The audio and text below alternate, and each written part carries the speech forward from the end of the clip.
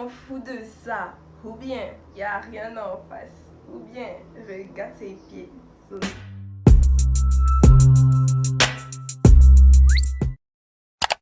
Coucou tout le monde, j'espère que vous allez bien. Moi ça va. Aujourd'hui on se retrouve pour une nouvelle vidéo. Bon, cette vidéo aujourd'hui ça sera une story time. J'ai décidé de vous parler de quelque chose que j'ai vécu lorsque j'étais petite. Cette histoire se déroule en Suisse. J'étais allée en Suisse parce qu'il y avait une colonie de vacances et je crois que j'étais entre 7 ans et 8 ans. Je devais avoir entre 7 ans et 8 ans et j'y étais allée avec mon grand frère. On était un jour dans l'auberge où on vivait. L'après-midi, on avait décidé de sortir. Donc, l'après-midi, on est parti dans un parc. Et généralement, les parcs, ce sont des endroits qui sont un peu remplis. Mais ce jour-là, il y avait pas beaucoup de personnes, mais on avait quand même un peu, tu vois, genre, voilà. Et tout allait bien, hein, franchement, j'avais aucun problème. Tout allait bien. Jusqu'à ce que mon frère, jusqu'à ce qu'il aille parler à un inconnu avec ses potes de la colonie. Et en fait, il se trouvait que le gars, genre l'inconnu, moi je vais l'appeler le guignol parce que c'est vraiment un écervelé mental. Ils se sont approchés du guignol et tout. Et genre eux ils étaient en mode et salut poto, ça va? Et puis genre le gars, il était en mode j'aime pas les noirs. Donc la folie a pris mon frère parce que il laisse pas son palabre à l'étranger parce que déjà de base il est très fier d'être noir, tu vois, et il est venu te parler en mode poteau et genre lui il comprend pas en quoi tu veux lui dire que toi t'aimes pas les noirs, enfin ça l'a frustré, voilà.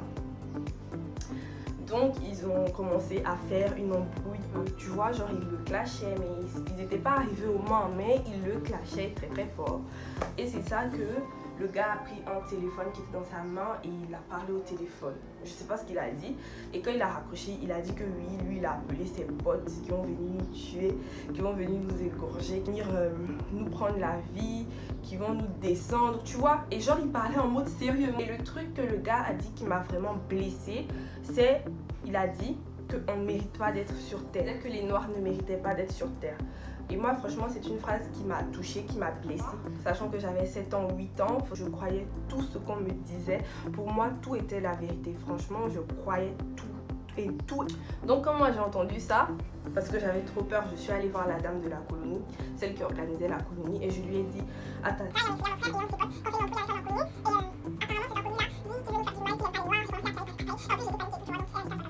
Et la tata aussi, elle allait lui parler. Au lieu de lui parler, tout simplement, t'as quel problème? Ou bien dire au garçon de s'éloigner. Non. Elle vient. Elle commence à lui poser des questions. Bonjour, tu t'appelles comment? Tu as quel âge? Tu habites où? Tes parents sont où? Ton école est où? De quelle nationalité? Poser des questions. Et genre lui, il était en mode mais t'es qui toi? Et après, je lui ai dit les menaces qu'il avait faites. Donc, elle voulait pas prendre de risques. Donc, elle a décidé qu'on parte en fait du parc. Étant donné qu'on était très nombreux, tu vois. Et voilà. Elle voulait pas prendre de risques. Elle voulait pas que les enfants des gens aient des problèmes. Elle a fait son truc pour que les gens viennent s'amuser, pour que les gens viennent se divertir, pas pour qu'ils se fassent tuer, rabaisser et tout ça. Donc elle a dit qu'on allait partir. Et pendant qu'on partait, on a vu des gars rentrer par l'autre entrée du parc. Et c'était des gars qui étaient bien bâtis là, ils marchaient comme ça. Et puis en plus, ils avaient la ligne serrée comme ça, on dirait des chevaux. Et puis ils étaient là, et tout. Je les ai vus, j'ai paniqué. J'ai dit Marco, regarde-les, ils me font trop peur. Est-ce que c'est pas eux qu'il a dit qu'il allait appeler? Et genre mon frère a dit de toute manière on s'en va. Et quand on était dans le car, on a vu en fait que les personnes qui étaient comme ça, comme des chevaux et qui avaient des trucs tranchants dans la main, c'était les potes de l'autre en fait, du guignol. Alors là j'ai dit ouais, j'allais laisser ma vie là-bas comme ça. Heureusement qu'on est parti. Enfin bref, comme je disais tout à l'heure, ce qui m'a vraiment marqué, c'est le fait qu'ils disent que les noirs ne méritent pas d'être sur terre, que les noirs sont bizarres. Le truc c'est que le gars, il était noir. Et déjà, ça veut dire qu'il réunit ses cultures, il réunit ses valeurs et tout ça. Ok, ça c'est ton problème. Mais vous savez, moi, quand j'avais 6 ans, 7 ans, je connaissais pas ce qu'on appelait le racisme. Parce qu'en fait, dans mon pays, en Côte d'Ivoire, c'est un pays qui est très hospitalier et qui est ouvert à diverses nationalités. Donc, j'ai l'habitude de voir souvent des Blancs, souvent des Mauritaniens, souvent des Français, souvent des Chinois, des Vietnamiens. Ils ne sont pas forcément beaucoup, mais tu passes dans la rue, tu peux les voir, tu peux voir un noir parler avec un blanc, tu vois, c'était normal. Pour moi, il n'y avait pas de problème. Mais ce jour-là, ça m'a fait mal parce que je me suis dit, mais attends, comment est-ce qu'il peut parler comme ça? Enfin, je comprends pas pourquoi il dit ça. Et à partir de ce jour-là, franchement, j'ai commencé à savoir ce que c'était le racisme et tout ça. Et ça m'avait vraiment blessée. Voilà. Après, ce que je veux vraiment dire à la fin de cette vidéo, c'est que je suis pas la seule personne qui a été victime de racisme ou qu'on a menacé à cause de sa couleur de peau ou de son accent ou de je sais pas quoi.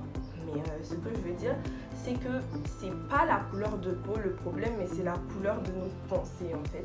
C'est la couleur de notre manière d'agir. En tout cas les gars, c'est la fin de ma vidéo. J'espère qu'elle vous aura plu. N'hésitez surtout pas à me suivre sur mes réseaux sociaux. N'hésitez pas à activer la cloche de notification qui se trouve juste en bas, à vous abonner. C'est pas difficile, c'est gratuit.